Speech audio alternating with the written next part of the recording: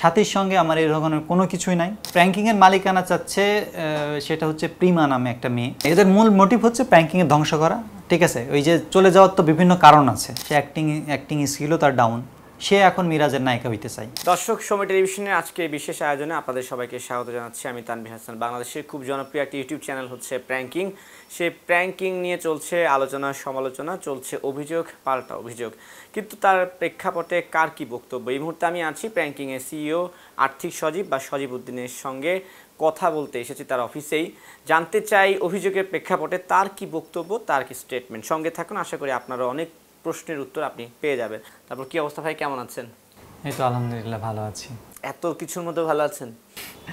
ভালো আছি, কিন্তু একটু টানা ছেঁড়ার ভিতরে আছি আর কি। আমার প্রথম প্রশ্ন, আমি সরাসরি প্রশ্ন করতে চাই যে সোশ্যাল মিডিয়ায় প্র্যাঙ্কিং নিয়ে অনেক প্রশ্ন, অভিযোগ, পাল্টা অভিযোগ চলছে এবং তীর নিক্ষেপ করা হচ্ছে আর্থিক সজীব এবং শায়লা সাথীর দিকে।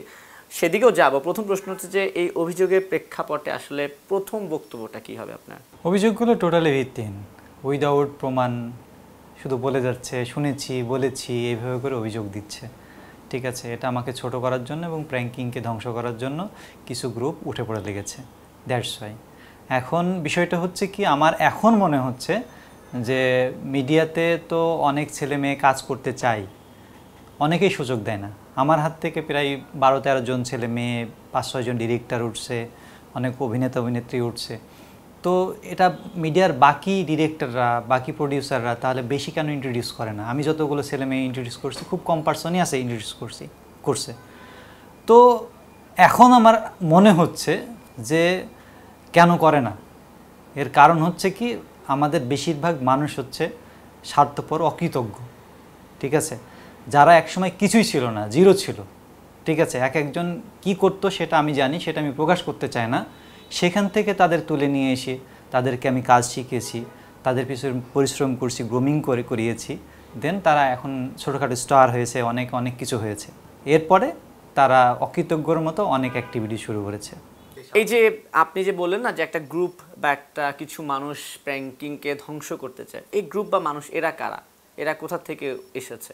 এরা প্র্যাঙ্কিংয়ে টার্গেট করার কারণ হচ্ছে এই যে আমি বললাম না, যারা প্র্যাঙ্কিংয়ের সঙ্গে বহুদিন ধরে কাজ করেছে, কাজ শিখেছে, তাদেরকে শিখিয়েছি, একটা সময় স্ট্যাবলিশ হয়েছে। তো অনেক সময় কি হয়, বিভিন্ন কারণে কাজের ক্ষেত্রে বিভিন্ন কারণে মনোমালিন্য হয়, এবং প্র্যাঙ্কিংয়ের তো একটা রুলস আছে। রুলস অনেকেই ফলো করতে পছন্দ করে না, কারণ সে নিজে অনেক বড় কিছু হয়ে গেছে, ঠিক আছে, দাম্ভিকতা চলে আসছে, সে ইচ্ছা মতো যা ইচ্ছা করবে। তখন তো তাকে প্র্যাঙ্কিং থেকে রাখা হয় না। অনেক সময় কেউ নিজে ইচ্ছে করে চলে যায়। তো এরা চলে গিয়ে অ্যাকচুয়ালি কী করবে? এরা তো এটাই করবে। তো তারা কি করছে, তারা তাদের মতো কাজ শুরু করছে, তখন জিনিসটা কনফ্লিক্ট শুরু হয়েছে। এখান থেকেই রেষারেষিটা অ্যাকচুয়ালি শুরু। একটা আমি পয়েন্ট বাই পয়েন্টে যাই। প্রথম অভিযোগ এসেছে যে প্র্যাঙ্কিংয়ে যারা অভিনয় করে তারা পেমেন্ট পায় না, এবং অনেকেই বলছে যে তারা 5 বছর 6 বছর অভিনয় করে গেছে, পেমেন্ট পায়নি। পেমেন্টের ব্যাপারে আসলে আপনার উত্তর কি অভিযোগের? এটা কত বড় মিথ্যা কথা, আপনি আমার টিমের প্রত্যেক মেম্বারের সঙ্গে কথা বললে বুঝতে পারবেন। এই যে ধরেন আরোহী 6 বছর ধরে কাজ করতেছে, সাথী 7 বছর ধরে কাজ করতেছে, মিরাজ কাজ করতেছে, আপনার কি মনে পেমেন্ট ছাড়াই তারা কাজ করতেছে? প্র্যাঙ্কিংয়ের শুরুর দিকে যখন ছিল, একটা ইউটিউবার ছিলাম আমি, ঠিক আছে, প্রায় 7 মাস কাজ করার পর প্রথম আমার অ্যাডসেন্সে টাকা ঢুকে। তো সেই সময় কি হয়, ইউটিউব সাধারণত কীভাবে তৈরি হয়, 4-5 জন মিলে, গ্রুপ মিলে একটা ইউটিউব চ্যানেল তৈরি করা হয়, ঠিক আছে। সেরকমই তৈরি করা ছিল। আমি ইউটিউব তৈরি করছিলাম, আমি এর আগে মিডিয়াতে কাজ করছি, আমার এক্সপিরিয়েন্স আছে, তাই কিছু ছেলে মেয়েকে ডাকছিলাম যে আসো, তোমরা বসে আসো, কাজ করো, ঠিক আছে। তাদেরকে আমি কাজ শিখিয়েছিলাম, দিয়ে কাজ করার চেষ্টা করতেছিলাম। তখন তো আমার কোনো ইনকাম ছিল না, অনেকে নিজে খরচে আসছে, একটা সিঙ্গাড়া দিয়েছি, খেয়ে চলে গেছে। সেই সময় তারা ওইভাবে আন্তরিক ছিল। যখন আমার ইনকাম আস্তে আস্তে হওয়া শুরু করছে, 500-1000 করে দেওয়া শুরু করছি, সেই থেকে শুরু করে এই যে এখন ধরেন আরোহী, সাকিব, মিরাজ এরা কাজ করতেছে, এদের পেমেন্ট এখন যেভাবে 30-40-এ ঠেকে গেছে। তার মানে কি, আস্তে আস্তে যখন ইনকাম বাড়ছে, পেমেন্টও হয়েছে। কিন্তু এক সময়, সেই আজ থেকে 5 বছর আগে, 6 বছর আগে যখন প্র্যাঙ্কিং শুরু ছিল, সেই কথা কেন এখন আসবে? যদি পেমেন্ট আমি নাই দিই, তাহলে সে কেন কাজ করতেছে? আমার টিমে এতগুলো এমপ্লয়ি কাজ করতেছে, উইদাউট পেমেন্টে কাজ করতেছে। আমরা অনেকের সঙ্গে তো যোগাযোগ করছি, বেশিরভাগ স্ট্যাটাস বা পোস্টে দেখছি যে অভিযোগের তীর সবচেয়ে বেশি শায়লা সাথীর দিকে। বলা হচ্ছে যে সাথী খুব প্রভাবশালী প্র্যাঙ্কিংয়ে, আপনি নাকি তাকে ছাড়া ভাতও খান না, তাকে ছাড়া নাটক প্রোডাকশন কিছুই হচ্ছে না, এবং যত জনকে বাদ দেওয়া হয়েছে এর পেছনে শায়লা সাথীর অবদানটাই বা সবচেয়ে বেশি, শায়লার সাথে এত প্রভাব কেন প্র্যাঙ্কিংয়ে? সাথীর সঙ্গে আমার এই ধরনের কোনো কিছুই নাই। আমার যেমন আর টিম মেম্বার বাকিগুলো আছে, তাদের সঙ্গে যেরকম সম্পর্ক তার সঙ্গে সেরকম সম্পর্ক। সাথীর বিষয় হচ্ছে সাথী আরোহী এরা হচ্ছে সিনিয়র, এরা বেশি প্রডিউসার, এদের ডিমান্ড আছে, এদের বেশি কাজ হয়। আমি সাধারণত নাটকের ডিরেকশনগুলো দিই না, তাদের সেটে যায় না। আমার হচ্ছে সিরিজ খুব কম হয়, ঠিক আছে। 2 বছর আগে আমি একটা ডিরেকশন দিয়েছিলাম, স্কুল গ্যাং তৈরি হয়েছে আরও 3 বছর আগে। আমি সাধারণত ছেলে মেয়েদের গ্রুমিং করি, কিভাবে কাজ হচ্ছে না হচ্ছে দেখাশোনা করি। আমি এত ডিরেকশন দিই না যে সেটে গিয়ে আমি কারিয়ে খাচ্ছি, এ করছি ও করছি। এগুলো টোটালি অবান্তর কথাবার্তা। আচ্ছা, আপনার প্রোডাকশনে তো বর্তমানে আরও অভিনয় করছে, ধরুন আমি যদি বলি লামিয়া আছে, আরোহী, মিম আছে, মিরাজ, সাকিব আছে, সাথী তো আপনার এখনকার সবচেয়ে মনে হয় পুরনো মেম্বারদের একজন হিসেবে আছে। যারা বাইরে থেকে অভিযোগ করছে তাদের একত্রিত করে যে সবার অভিযোগ সাথীর ব্যাপারে, সবাই মিলে সাথীকে কেন টার্গেট করলো? সাথীর টার্গেট করছে কারণ হচ্ছে সাথী প্র্যাঙ্কিংয়ের জন্য লয়াল, ঠিক আছে। বাকি অনেকে লয়াল, কিন্তু ওর হচ্ছে বিষয়টা অনেকের সঙ্গে সম্পর্ক খুব একটা ভালো না, ঠিক আছে। কারণ সে স্ট্রেট ফরওয়ার্ড কথাবার্তা বলে, ঠিক আছে। অনেকের এক একজনের প্রবলেম এক এক রকম হইতে পারে, বাকিদের সঙ্গে তার কমিউনিকেশন পাওয়ার অত ভালো না, এই জন্য সম্পর্কটা ভালো না। যখন যাদের সঙ্গে যার সম্পর্ক ভালো না তখন রেষারেষিটা তৈরি হয়, ঠিক আছে। এবং যেহেতু তাকে কন্ট্রোল করা মুশকিল, এক একজনকে এক একভাবে কন্ট্রোল করতে হয় টিমে, ঠিক আছে। সো তাদেরকে সেইভাবে করে দেখা হয়। এখন ঘটনা হচ্ছে কি, তারা চিন্তা করতেছে যে হয় হচ্ছে আমার যে মেইন ক্যারেক্টার আছে আরোহী এবং সাথী, এদের মার্কেট ভ্যালু অনেক ভালো, তো এদের কাউকে নিয়ে এলিগেশন আনতে হবে, ঠিক আছে। তারা এইভাবে করে তখন সাথীর উপরে এলিগেশন আনছে যে ওকে ঠিক আছে, এখানে আসলে তাদের ভিউ হবে, তারা ভাইরাল হবে, এবং এই পয়েন্টটা ঠিক আছে তাদের জন্য। আপনার ফেসবুক স্ট্যাটাসে যে আপনি একটা স্ট্যাটাসে লিখেছেন, আমি দেখেছি যে 5 বছর ডিভোর্স হবার পর এখন আবার হিরোইন হতে চাচ্ছে, বা 7 বছর পরে এসে প্র্যাঙ্কিংয়ের মালিকানা চাচ্ছে। আসলে এরা কারা যে ডিভোর্স হবার পরে আবার ব্যাক করতে যাচ্ছে বা মালিকানা দাবি করছে, এরা কারা? আমি নাম ধরি নাই, কারণ আমি চাচ্ছিলাম না। অ্যাকচুয়ালি কি, এই ছেলে মেয়েগুলো আমার হাত থেকে মানুষ হয়েছে, বড় হয়েছে, ঠিক আছে। একদিন আমি এদের গার্জিয়ান ছিলাম। আমার এত কিছু বলতেছে, আমি আজদিন চুপ ছিলাম। আমার মায়া লাগছে অ্যাকচুয়ালি। তারা টিমের বাইরে ভালো করুক, আমি চাই তারা ভালো করুক, ঠিক আছে। এই ছেলে মেয়েগুলোকে একসময় তো আমি এর গার্জিয়ান ছিলাম, একসময় তো এদের মাথায় হাত দিয়েছি যে না তুমি বড় কিছু হও। সেই ছেলে মেয়ের আমি সহজে ক্ষতি করতে চাই না, এই জন্য তাদের আমি নাম নিই নাই। বাট প্রত্যেকে ডিফারেন্ট তাদের কারণে আমাকে শেষমেশ ফাঁসিয়েই চলে গেছে। আচ্ছা, এই তো আপনি তাদের নাম ধরতে চাচ্ছেন না, তাই তো? হ্যাঁ, অবশ্যই আমি তাদের নাম এখন তো বলতে হবে, কারণ তারাই তো বলছে, তারাই তো মিডিয়াতে ভাইরাল হওয়ার চেষ্টা করতেছে। তো চলেন তাকে আমরা ভাইরাল করে দিই নাম ধরে। না, এখন আমার কাছে যে ভাইরাল হওয়ার বিষয় না, আমি আসলে অভিযোগের প্রেক্ষাপটে আপনার বক্তব্য শুনতে চাচ্ছিলাম যে কাদের প্রসঙ্গে আপনি এই কথা লিখেছেন, এরা কারা যে মালিকানা চাচ্ছে প্র্যাঙ্কিং এর? প্র্যাঙ্কিং এর মালিকানা চাচ্ছে সেটা হচ্ছে প্রিমা নামে একটা মেয়ে। আচ্ছা, যে হচ্ছে 7 বছর আগে যখন ওই যে ইউটিউব করতো, ঠিক আছে, সেই সময় আমি একটা কথা বলি, আজও বলি সেটা আমি, যে প্র্যাঙ্কিং আমাদের টিম, ঠিক আছে, আমরা একটা টিম, ঠিক আছে। প্র্যাঙ্কিং মনে করবা তোমাদেরও প্রতিষ্ঠান, ঠিক আছে। এই মনে করবা তোমাদের প্রতিষ্ঠান, মানে এই প্রতিষ্ঠানের মালিক তুমি না, ঠিক আছে। এটার ওনার তো আমি, ঠিক আছে। এটা কাগজ কলমে সব কিছুতে ওনার আমি স্টার্ট করছি, একে একে লোকজন আসছে গেছে, আমি এটার সঙ্গে আসছি। তো সে এতদিন ধরে এসে বলতেছে যে আমি তো স্টার্টিংয়ের দিকে ছিলাম, আমি হচ্ছে প্র্যাঙ্কিংয়ের মালিক। আচ্ছা, 7 বছর আগে সে চলে গেছে প্র্যাঙ্কিং থেকে, সে এখন বলতেছে আমি প্র্যাঙ্কিংয়ের মালিক।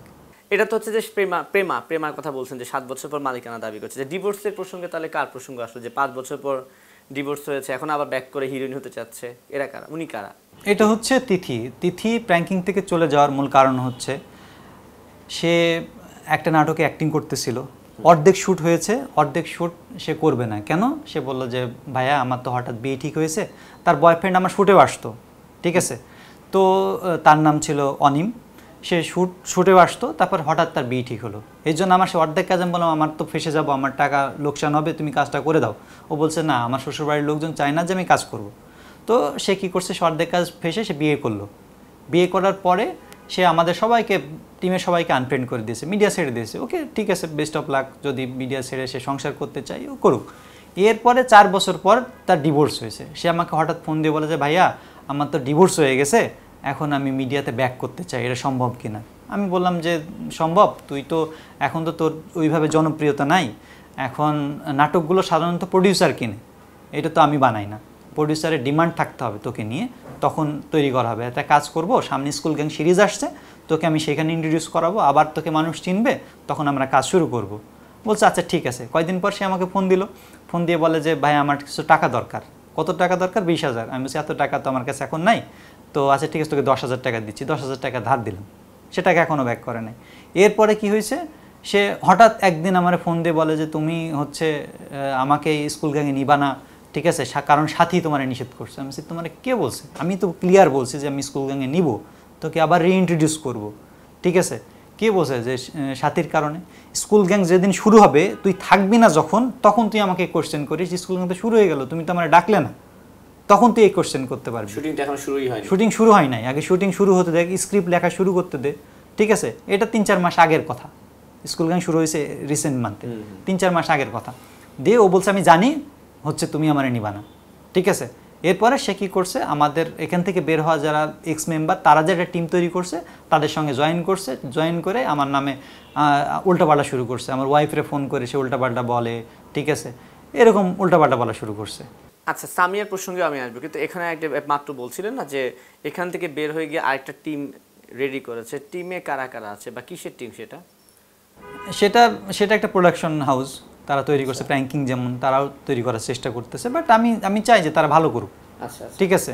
সেখানে এখন কাজ করতেছে মামুন নামের একটা ছেলে, তারপরে তামিম নামের একটা ছেলে, ফারুকও সেখানে কাজ করতেছে, তারপরে এই যে তিথি কাজ করতেছে, সামিয়া কাজ করতেছে, ওরা সব একসঙ্গে সেখানে কাজ করতেছে। সামিয়া প্রসঙ্গে চলে আসি। সামিয়ার সঙ্গে আমরা সোশ্যাল মিডিয়া বা গণমাধ্যমে দেখেছি আপনাদের সম্পর্কটা হচ্ছে মামা ভাগ্নি।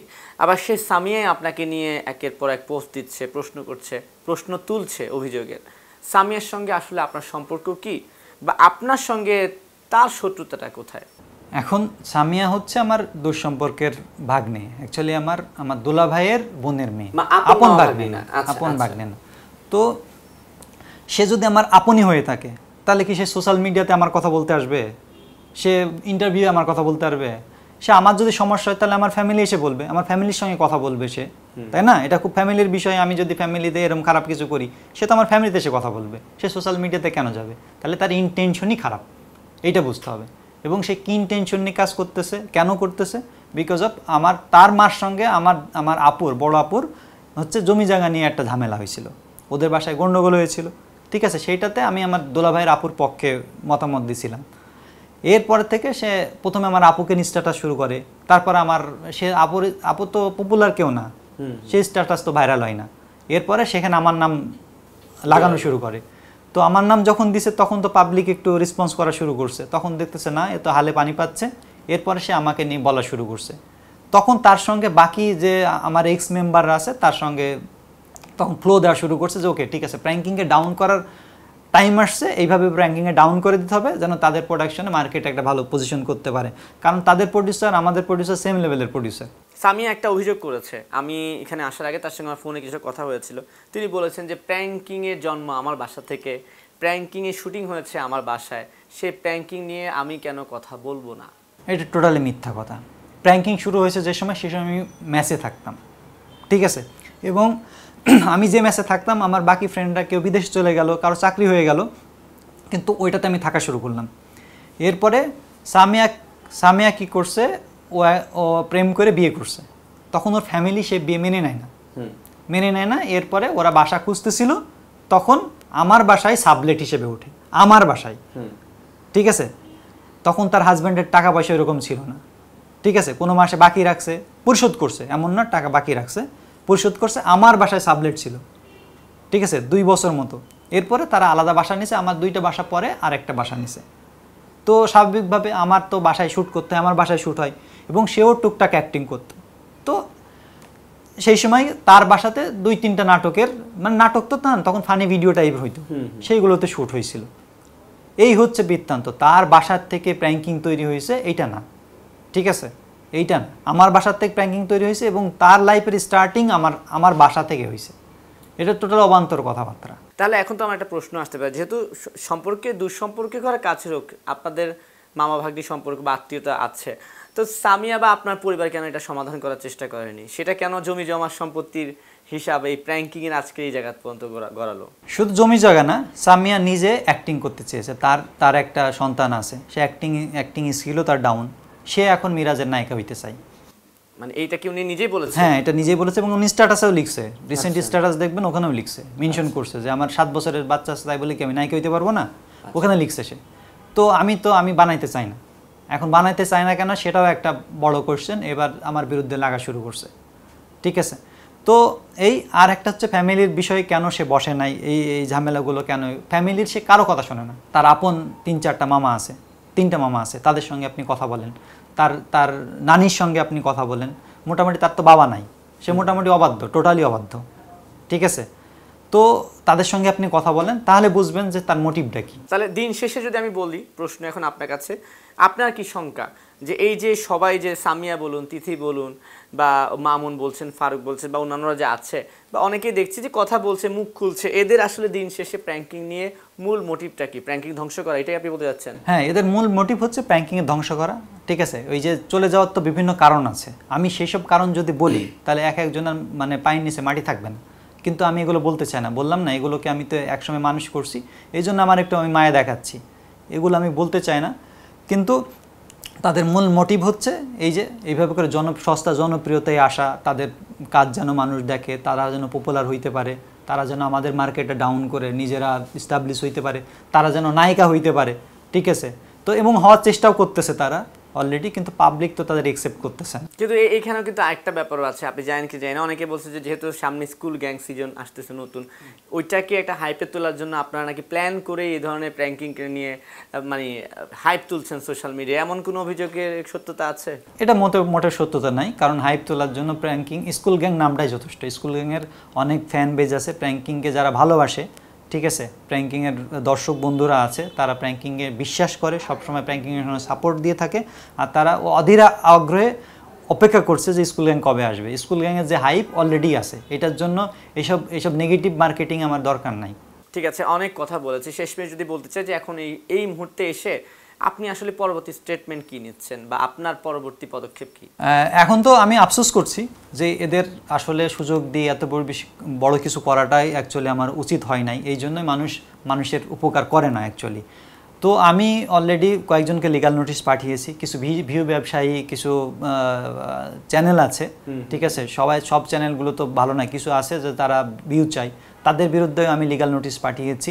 এছাড়া তো আমার কিছু করার নাই। যারা আপনার নামে অভিযোগ দিয়েছে তাদের বিরুদ্ধে কোন ব্যবস্থা নিচ্ছেন যদি মিথ্যা অভিযোগ দিয়ে থাকে? হ্যাঁ, তাদের তো লিগ্যাল নোটিশ পাঠিয়েছি আমি অলরেডি। আপনি তাদেরকে, অর্থাৎ আপনি এরপরে পরবর্তীতে হয়তো বা আইনানুগ ব্যবস্থা নিতে পারেন। আমি জিডি করছি, লিগ্যাল নোটিশ পাঠিয়েছি, আমি কেস করার চেষ্টা করতেছি, আমি আমার মতো চেষ্টা করছি, কিন্তু তারা তাদের অবস্থান অব্যাহত রাখছে, কারণ তারা ভাইরাল হয়েছে, তারা তো এই জিনিসটা প্র্যাঙ্কিংয়ের নাম ভাঙিয়ে এখন তো তাদের ভালো ভিউ হচ্ছে, সো এখন তারা এটা কন্টিনিউ করছে।